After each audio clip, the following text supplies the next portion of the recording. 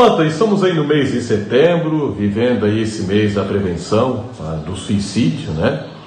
Conhecido como o mês amarelo.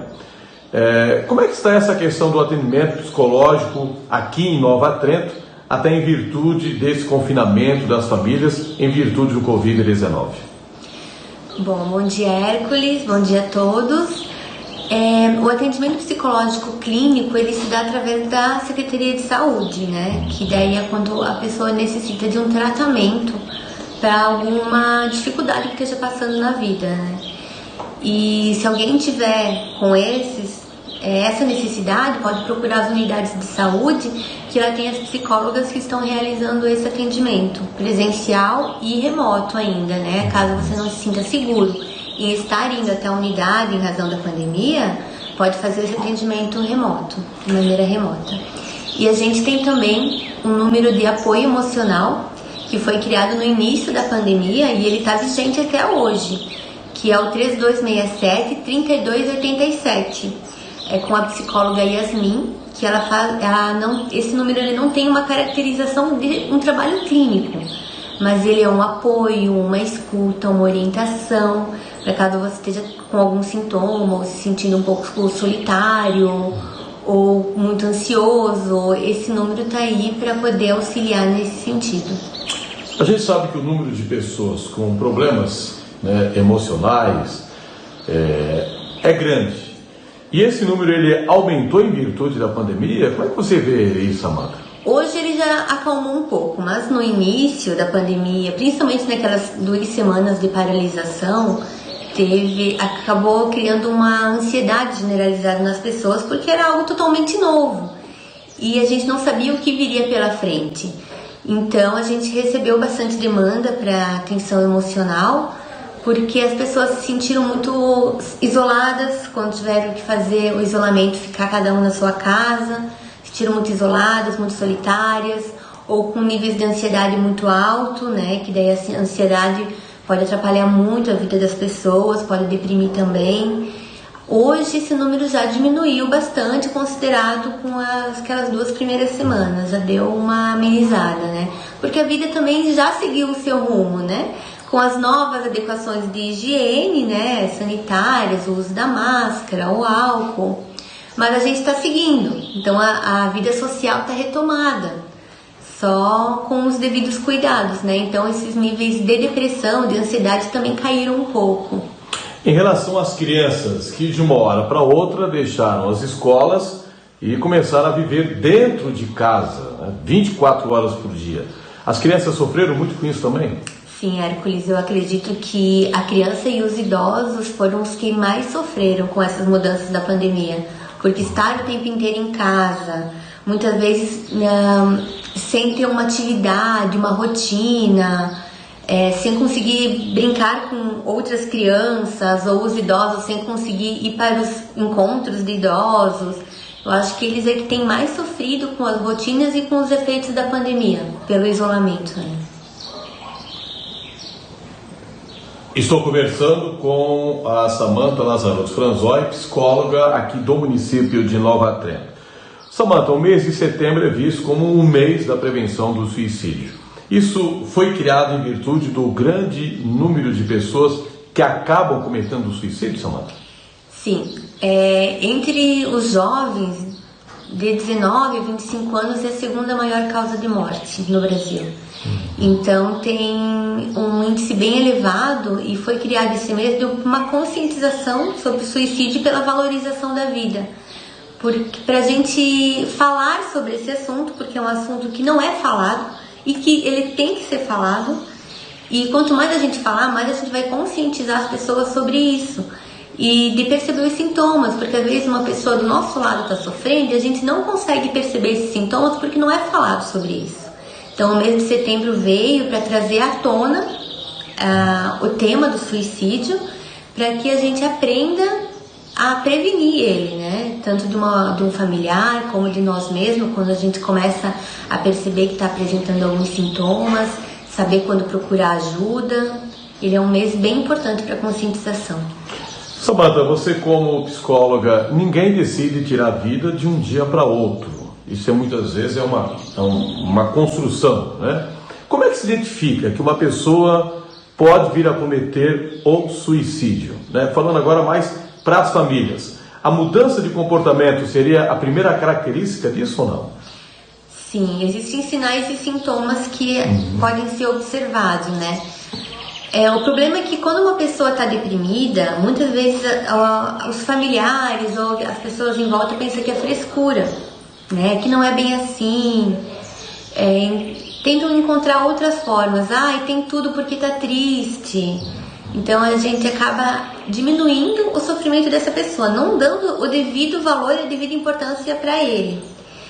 E deixa de observar alguns sinais que a pessoa vai dando, né? Se isolar, não sair muito de casa, não ter um meio social, não ter amigos, falar que vai se matar, porque muitas pessoas falam, fala, mas nunca faz. Mas uma hora a pessoa pode fazer, de tanto que ela fala, ela pode passar pro ato, né? Um act out ali, sai da palavra e passa pro ato. Se a pessoa já tem algum histórico de doença emocional, também já tem que ter um olhar mais cuidadoso, mais atencioso para isso. Então, uma série de sintomas e de mudanças de comportamento, até mesmo muita ansiedade, muito nervosismo, porque a depressão não significa que a pessoa tem que estar triste 24 horas por dia, né? Ela pode levar uma vida normal, só que ela está desmotivada para fazer tudo que antes ela fazia.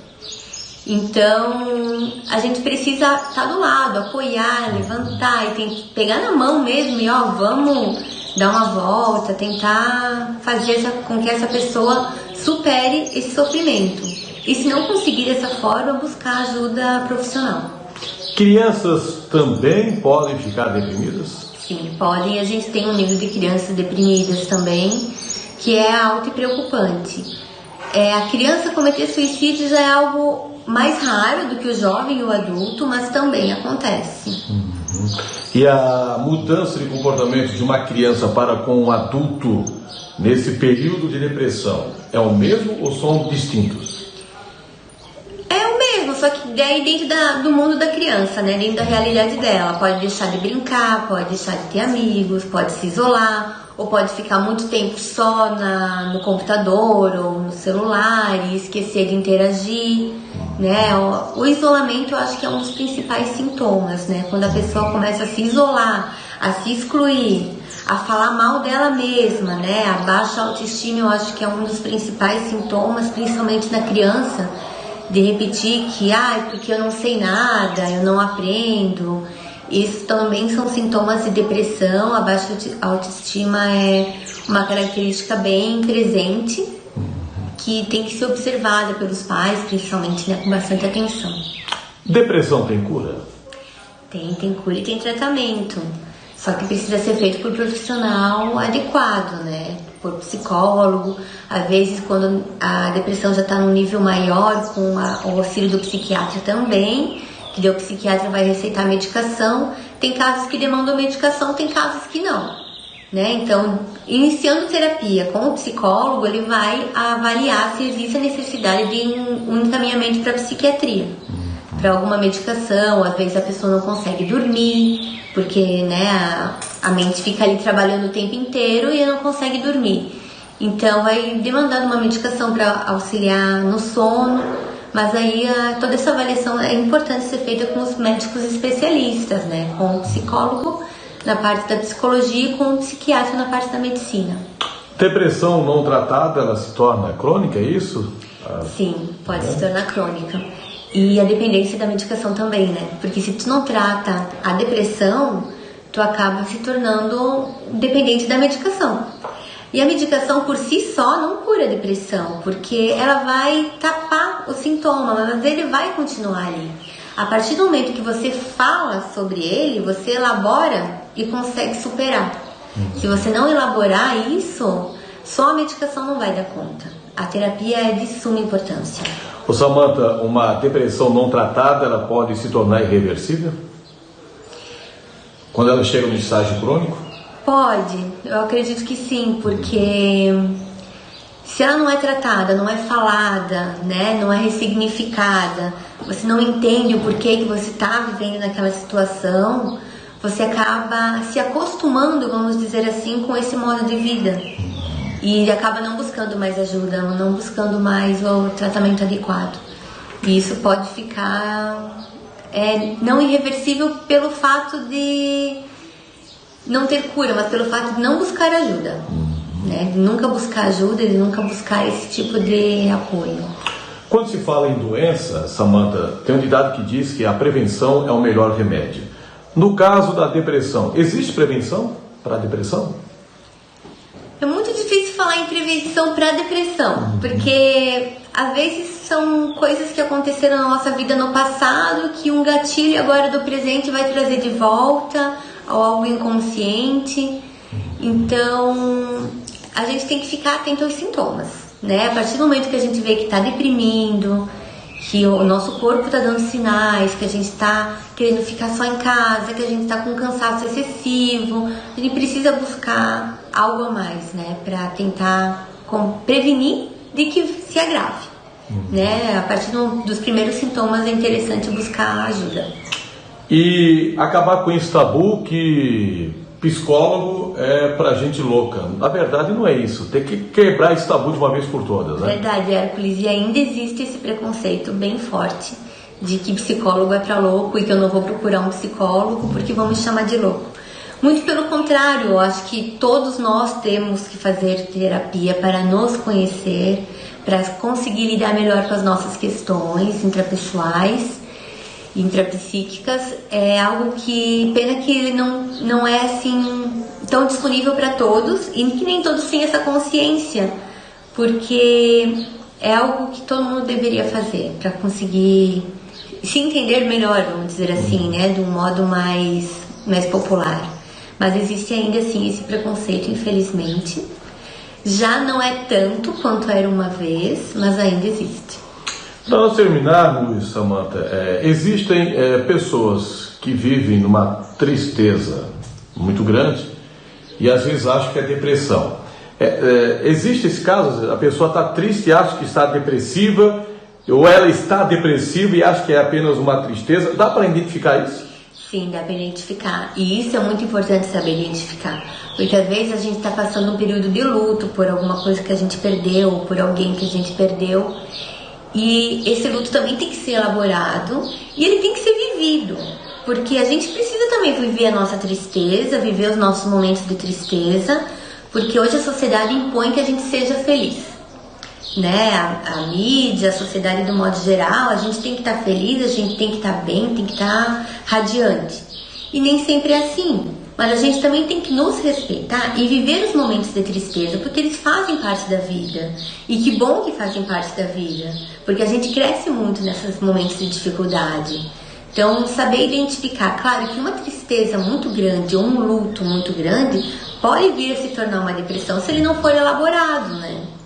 Então, se a gente percebe que algo nos deixou muito triste ou algo nos deixou enlutado e que isso está demorando muito para passar e está trazendo prejuízos para a nossa vida, aí procurar ajuda para conseguir elaborar esse luto, conseguir entender essa tristeza, para seguir à frente e não desenvolver um estágio depressivo. Perfeito. Samantha, as pessoas que queiram ter mais informações, tem algum contato? Pode entrar, aqui eu atuo hoje no CRAS, Nova Trento, né? A gente não faz o trabalho clínico aqui no CRAS, mas de orientação, de apoio realizado. Aí pode entrar em contato pelo 3267-3226, ou então pelo apoio emocional que eu passei antes, né? O 3267-3287, que é um telefone que fica com uma psicóloga que pode dar esse apoio emocional, ou na Secretaria de Saúde com as psicólogas clínicas. Obrigado, Samantha, e um bom dia. Obrigada, um bom dia a todos.